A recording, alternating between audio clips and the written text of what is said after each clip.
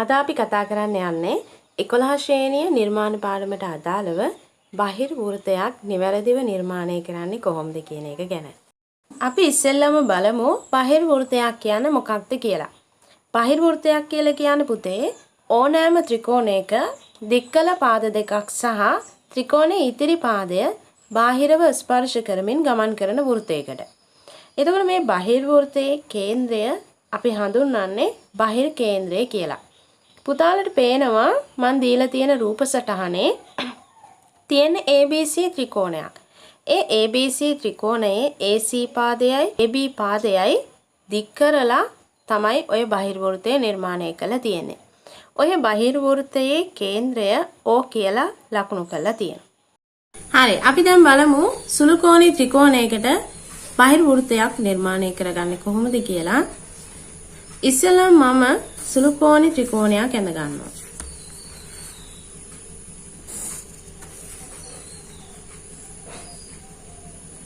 මේ ත්‍රිකෝණය පොඩ්ඩක් පොඩි වෙනවා නම් හොඳයි. මොකද ඒකට හේතුව මේ ත්‍රිකෝණේ පාද දෙකක් දික් කරලා අපි පාද දෙකක් දික් කරලා අන්නේ පාද දෙක ස්පර්ශ වෙන විදිහට තමයි මේ වෘත්තය නිර්මාණය කරගන්නේ. එතකොට පුතේ අනිවාර්යෙන් මේ බාහිර වෘත්තය විශාල වෘත්තයක් තමයි අපිට ලැබෙන්නේ. එතකොට ත්‍රිකෝණේ පොඩි වෙන තරමට අපිට පොතේ ඉඩ තියෙනවා බාහිර වෘත්තය අඳින්න. ඒ නිසා අපි ත්‍රිකෝණේ පුළුවන් තරම් පුංචියට තමයි අඳ ගන්න ඕනේ. හරි. මම මේ ත්‍රිකෝණය නම් කරා ABC කියලා. බාහිර වෘත්තේ මතක තියාගන්න තව ක්‍රමයක් තියෙනවා. බාහිරවය. බාහිරවයට තියෙන ලොකු බඩක්නේ. ඒ වගේ තමයි මේ වෘත්තයත් ඉතා විශාලයි. මෙන්න මේ ආකාරයට අපිට පුළුවන් බාහිර වෘත්තය මතක තියාගන්න. දැන් මම CB පාදේ දික් කරනවා. ත්‍රිකෝණේ කැමති පාද දෙකක් දික් කරගන්න පුළුවන්. මම CB පාදේ දික් කරනවා. මම මෙන්න මෙතන D කියලා නම් කරගන්න. ඊළඟට මම CA පාදයක් දික් කරනවා.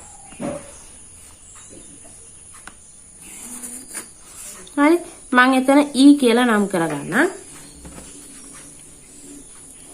දැන් අපි යන්නේ බාහිර වෘත්තය නිර්මාණය කරන්න. දැන් අපි මේ දික් කරපු පාද වලින් හැදෙන බාහිර කෝණ තියෙනවනේ. එක කෝණයක් BAE කෝණය, අනිත් කෝණය ABD කෝණය. මේ කෝණ දෙකේ කෝණ සමච්ඡේදක අපි නිර්මාණය කරගන්න ඕනේ. මම ඉස්සෙල්ලම B ලක්ෂයෙන් කවකටුවේ තුඩ තියලා මෙන්න මෙහෙම ඡාපයක් අඳිනවා. හරි. දැන් මෙයාගේ කෝණ සමච්ඡේදකයේ ගන්න මේ පාද දෙක ඡේදනය වෙන තැන්වල නැවත කවකටු තුඩ තියලා ඡාප කරගන්න.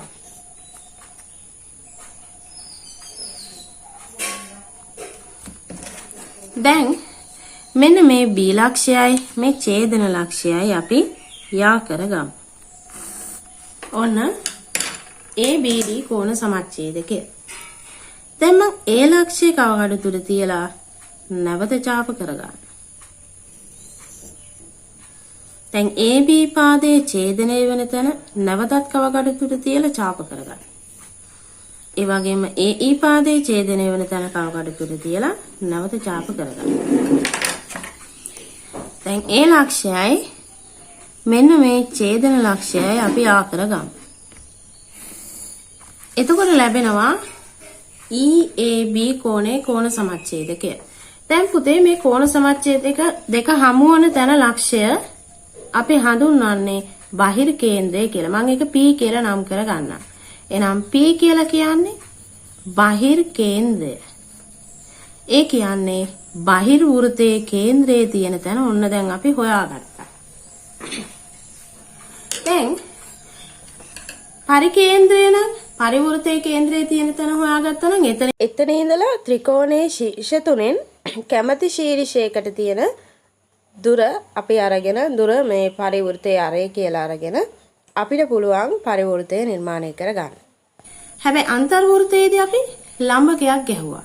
බාහිර වෘත්තයේදී තන්න එහෙමයි අපිට සිද්ධ වෙනවා ලම්බකයක් නිර්මාණය කරන්න. හැබැයි මෙතෙන්දී අපි ලම්බකය නිර්මාණය කරන්නේ මෙන්න මේ දික් කරපු පාද දෙක හරි. එහෙම නැත්නම් දික් කරේ නැති පාදය හරි. ඔන්න ඔය පාද තුනෙන් එකකට. ඒ කියන්නේ AE පාදය හරි, AB පාදය හරි, BD පාදය හරි. දැන් AB පාදේ අපි දික් කරේ නෑනේ. දික් කරේ CA පාදයයි CB පාදයයි. CB පාදෙන් දික් කරපු පාද කොටස තමයි BD මෙන්න.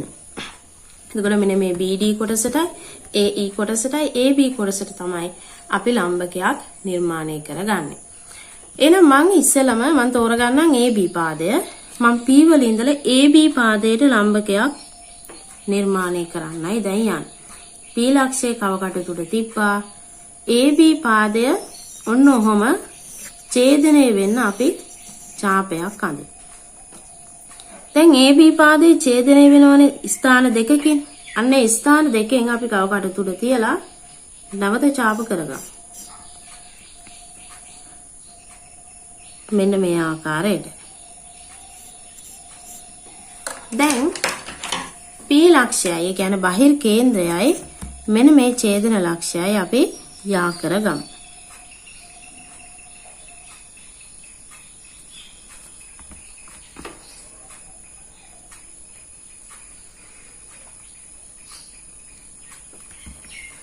හරියට තිතටම ඇඳුවොත් තමයි අපිට නියම රූපය ලැබෙන්නේ. ඒ නිසා හොඳටම අපි අඳින්න ඕන මේක. එතකොට මෙතන AB පාදයට ඔන්න ලම්බකයක් නිර්මාණය වෙනවා. දැන් මම P ලක්ෂයේ කවකට උඩ තියලා මෙන්න මේ ලම්බ දුර බාහිර වෘත්තයේ අරය විදියට ගන්න. අරගෙන තියෙන ලම්බ දුර බාහිර වෘත්තයේ අරය විදියට ගත්තා. අරගෙන අපිට පුළුවන් මෙන්න මේ ආකාරයෙන් වෘත්තය නිර්මාණය කරගන්න.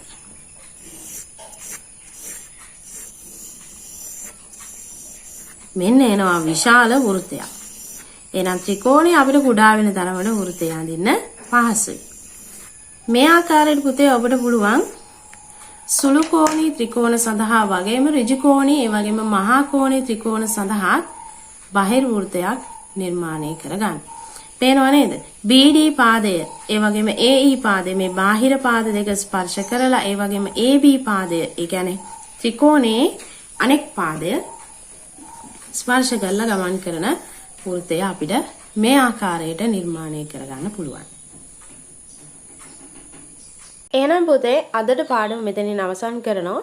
මම හිතනවා දුවල පුතාලා හැමෝටම බාහිර වෘත්තයක් නිවැරදිව නිර්මාණය කරගන්නේ කොහොමද කියන එක ගැන හොඳ අවබෝධයක් ලැබෙන්න ඇති කියලා.